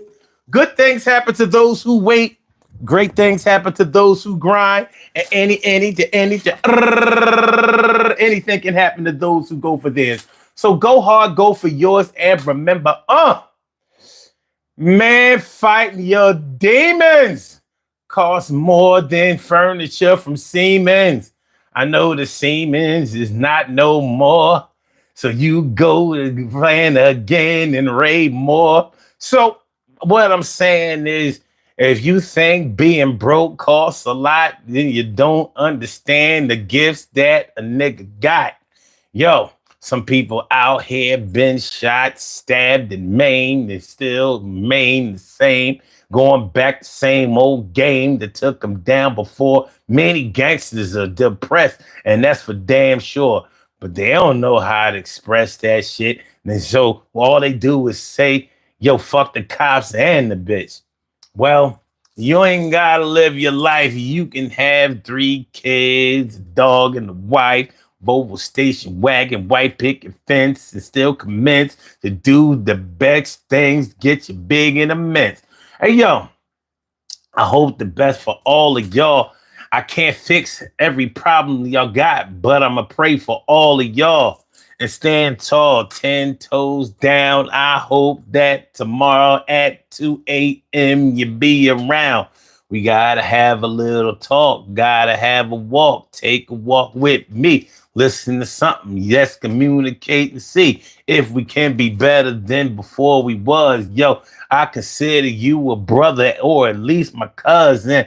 We going to build a family together. We going to help each other out and make sure we know what it's all about. I tout my education and my upbringing, the thing that keeps me out here, the bell ringing, the toll that I take and I shake and bake, but I ain't eating that shit because it's nasty as bad cake.